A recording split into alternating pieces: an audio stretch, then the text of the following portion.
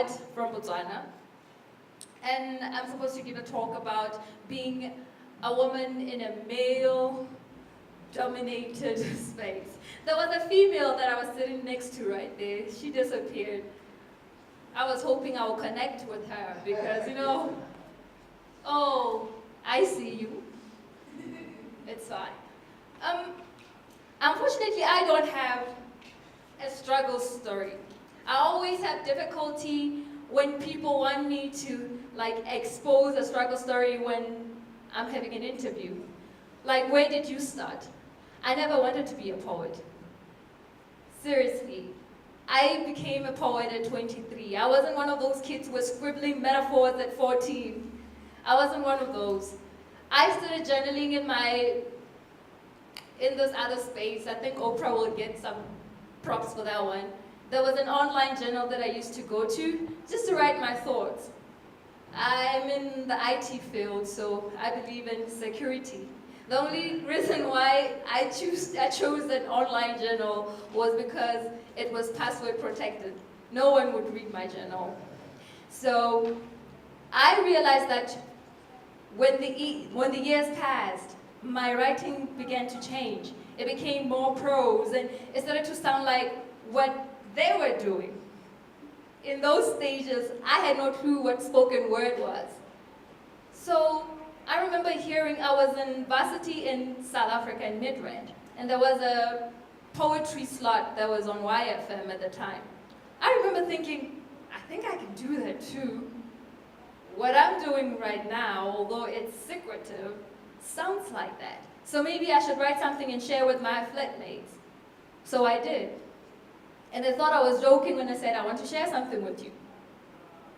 Then, when I did, they had their jaws on the ground, and I thought, okay, what did I say? But they said, who are you? And at that point, I realized I was onto something, and I never looked back. So after that, I visited open mics in SA, later in Botswana, because I would only come home during vacation. But the thing is, I got to where most people want to go before I even was comfortable with calling myself a poet. It was just a year doing my open mics, and I get invited to go on a 13-city tour in the UK. I felt like a fraud, because there I was with people from the US, from the UK, Europe, who do that for a living, and I was there, this kid from Botswana, doing those poems and hoping that people can see some of the authentic me in them. And they did. So I never looked back. There, in Botswana, I belong to a collective called Exodus Live Poetry, where Mandisa, the one who won the slam yesterday, is also part of. So the group consisted then of 11 members.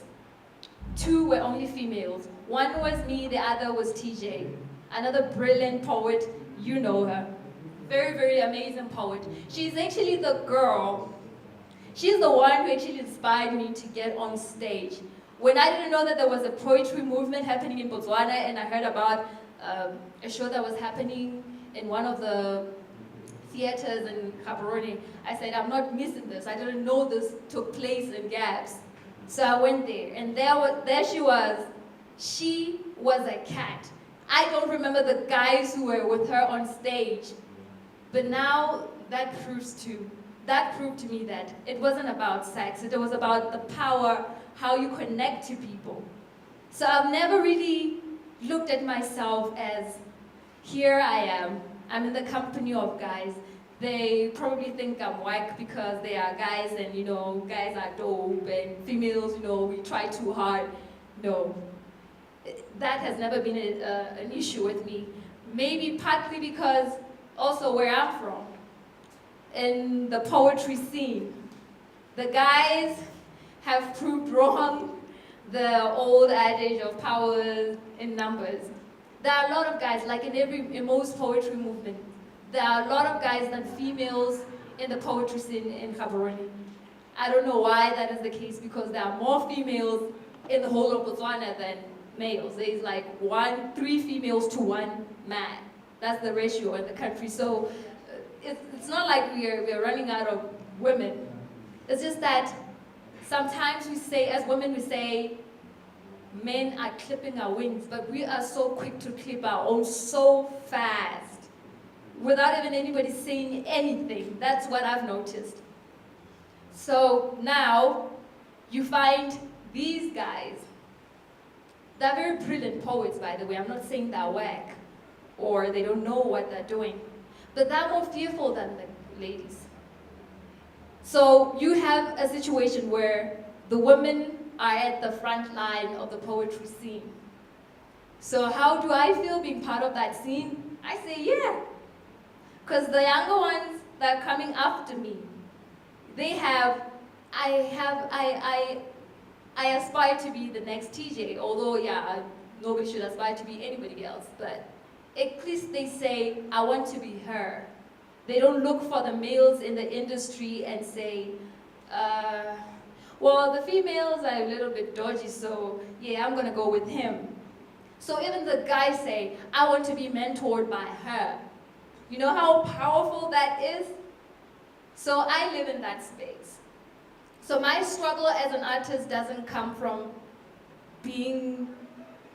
wanting to be acknowledged by the guys. Actually, I've received love from them as well. I don't know, well, they have never exposed it, that they feel intimidated by me. So I find myself in spaces where I'm in studios hanging with hip-hop artists, throwing a line there. I think secretively most poets want to be Tumi, want to be /MC, you know? So, you know, because I draw energy from people who love collaborating. But what I can say, though, is a struggle is there isn't much of a artist community in Gaborone. And that, to me, is why I sometimes feel like the space is soul-starving. Because no matter whether you love creating in solitude, which I love, or you love collaborations, support, especially from other women, it encourages you, it makes you want to flourish as a human being. So now, when you are me, you write your poetry, you get a chance to maybe share it in some spaces, and people give you an applause. You wonder, is that it? Because I don't really think that an applause is the end all of our existence, really. It can't be. That's too shallow of God. That would be too shallow of God to say, okay, I'm going to give you this gift, so you stand there and they all applaud you. That would be so cool. I don't think that. I think it has to be more than that. Obviously, it's about what you believe is your purpose with your gift. But you tend to figure it out more when you have a community of like-minded people around you, bouncing off ideas, not in some corner where you think everything that you're thinking is the right thing. So for me, I find it very important to have one person, two people who actually do admire what I do, but at the same time, they're very truthful with what they think would be wrong when I'm saying a piece, for example, and it doesn't make sense to me, or I'm hitting off a tangent and I'm just going on another zone. I want somebody, I need, in fact, somebody around me who will be truthful and say, that won't work. But it's not easy to find those people. And I have a friend, and unfortunately he's not a woman, he's a guy. When I have a really good concept and I think I really want to do it, I call him, and we meet, and I bounce it off him. And sometimes I go like, why did I call him? Because he will tell me, I'm not getting that, I'm not feeling that. But I always appreciate that, because that's the only way you can grow. That's the only way you can grow. You don't grow from getting high fives and applause and getting your very dope and I want to buy your album like yesterday. You don't grow from that. You appreciate that, because everybody who shares that art wants to have a hand that actually acknowledges that it is a blessing to actually have it as well. So for me, my challenges come from the environment that I find myself. I'm in a space where most women, especially the career women, who used to be created in the high school days and varsity days, have resigned that life. They don't, the moment you put on your pencil skirt and stilettos, they say, okay, I used to love writing in high school, I don't do it anymore. Power to the letter, you know what I mean? And now I have a 9 to 5. I don't work, I don't have the, I won't say it's not a blessing because everything works out the way it should. But I have a 9 to 5. I work as an IT auditor at one of the Big Four accounting firms. I know, very uncreative, very procedural method, job that is full of methodologies and regulations. And I do enjoy that because it feeds the nerdy part of me. But then I have a creative life as well that I constantly need to feed no matter what goes on in that other life. So I always say that is my challenge. And people come up to me always and ask me, how do you do it? Especially I get those questions mostly from people that I know have secret passions that they have resigned themselves.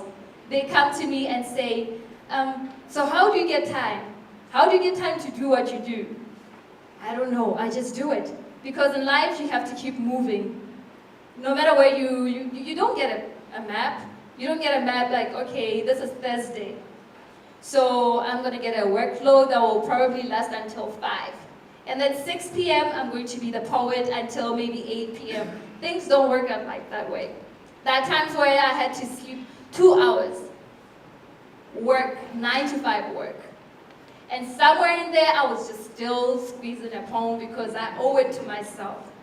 I'm my own boss when it comes to my creative life, and I don't want to fire me. So I'm going to keep on putting in some work so that I don't get to fire me, because that would be the worst thing. If people like my employers in my other contract said, oh, we think you are unproductive, unfocused, and all of that, it probably would hurt me because I'll be like, propaganda, you know? But if I ever think the same way about me, that would be a disaster. So what do? I do what I do. I write. I write at 2 a.m., wake up at 6 a.m. I don't think about it. I don't make a schedule and say, oh, okay, today I'm going to try and do this. I have a brilliant concept, I feed it. And to be honest, what I do is not remotely close to what working mothers do. My poems don't cry, I don't have to feed them. But so if somebody is a working mom and they can do that, anybody can do anything, any woman can do anything. If they can do that, be able to pick up your kid, especially the single moms, if they can do that, seriously, you can't tell me that something that complex cannot be replicated some other spaces. So that is my life as a poet. Now the other challenge that I have now is, you see, the poet have received more love than the career woman, because you don't get that kind of love in the concrete jungle, you know what I mean? You get it in terms of maybe bonus and praise, but if people appreciate you as a poet, they'll write about you. Now I find myself in a space where I'm at work, and then I see a manager holding a paper, and I'm in there and I don't know what I did, because somebody maybe thought they should write about me, about something. You know, sometimes they don't ask you about a story, they just write. So now I don't try to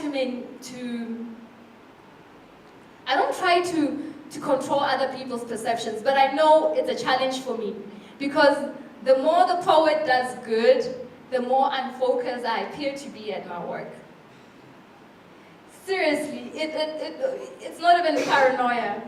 You know, so now I have to put in extra work, because here's the thing. If during a week, let's say Monday to Friday, I don't put in my hours, I'm not productive, I'm just handing in sloppy work. And that same week, I'm all over the papers, people are giving me props. If you're my manager, what would you think? Exactly, you would think, okay, now I'm connecting the dots. And then you don't give me my bonus, right? Everybody needs a bonus, guys, seriously. So, but my earnest prayer, though, it's for the younger ones. I think I'll be fine. I'm a grown woman. I'm 30. I can take care of myself. But now I see the same numbers in the younger poets. You have few females who step up to the mic. You have more males. You see, they see more males stepping up to the mic and they think that is power. They think they know what they're doing. But you see, you can be busy and not be doing anything. I know so many poets who have been in studios way before I even put out an album. They're still in studios and they are grinding, they're sleeping and not, they're not sleeping, they're grinding, you know what I mean? And I'm not saying they don't have the right to do that, but what I'm saying is, as women, sometimes when we hear people go all out like that, especially males, we think, I couldn't do that. I can't match that. I don't even know anybody who owns a studio, so I cannot do that. For me, I said, when I decided that I want to put out an album, I want to record because I started with a mic, so I got used to hearing myself more than the paper. I was still not too comfortable with having my words static on paper at that point, but I was comfortable enough to go on audio. And what I did my research. I went into the net, started finding out what copyright, did my research, found out codes, how much it costs to go into somebody's studio, how much it will cost me, how effective would I have to be if I want to reduce my cost, making people get prepared instead of like, I'm gonna get into studio and get inspired on your studio time, you know what I mean? Because sometimes it's good, but when you don't have resources, you know, you have to be clear, you know, let's do the pre-production thing outside the studio so that when we get in there, if we get spontaneous moments, cool, but at least I don't end up having to think, where am I going to get another $6 grand to pay the studio? So everything is possible. Male or female, really. We have the same shot. Yeah, so you have questions? Yes, Tumi. Am I right to think that you're comfortable with this balance of the work and is this on purpose, or if, for instance, if a $2 million poetry deal were to happen, you leave the work? I always ask, well, to be honest, I will take the 2 million, let me be honest. Let me not try. It's like somebody asking you, if you were in Paris, would you work? But seriously, I wonder though, because I'm so used to the life, whether doing it, I would like to do it full time. I get like, when people wake up at 10 and they're saying they're doing something creative and I'm at work, sometimes I'm like, what's wrong with me? But the thing is, it's not a choice. Like you just asked me if it's a choice. The environment doesn't allow me to do that. And I'm not, I choose not to be one of those people who are in denial about it. The time will come, situations will arise when maybe I will be able to do that. But at the current moment, it doesn't. But at the same breath, I actually do enjoy my job, except the times when I'm not sleeping and it's eating away on my creative life. But I don't have it figured out. It's actually one of the struggles. I'm just lucky that I don't have a family. I wonder what's going to happen when that happens. I guess I'll figure it out then. Yeah? My name is Marlon. I'm into hip-hop. When I first discovered that I like hip-hop so much, I like order to write rhymes and things like that. So, but I was in a sort of a box because I was afraid to put myself out there. So there was this one time when I went to Monenberg. It's a place they do poetry and hip hop. It's for life whatever they do. Yeah. So I got to listen to a poet. She was a lady, and she inspired me a lot. And that's when I managed to move outside that box. So I understand that it's not about being a lady or not.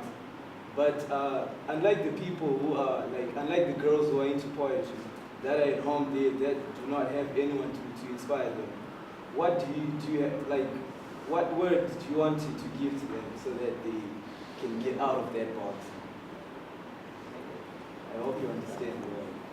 What words can I give them so they can claim who they are? Yeah. Go ahead and... And the other question is, do you, you mentioned about how women poets are fewer than men. So do you think that there's going to be a change, there's going to be the same balance, or I don't know if the near future or something? To answer your second question, I have no clue. It could just flip the next week. Next week, you could just find all out of the blue 16,000 women taking mics, I don't know what's making people resign that.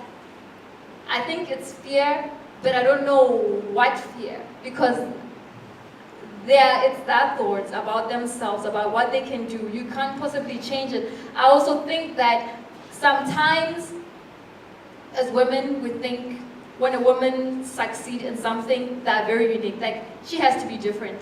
I know there probably are so many young female poets in South Africa who look at Lebo Mashile, who's one of the great poets in SA, and think, well, she was probably different when she was born. She had something different about her. People tend to put tags, why you can do something and they can't. And until that changes, and it's all up to an individual, unfortunately. And maybe seeing more role models, because if they see just two, they're going to think that is valid.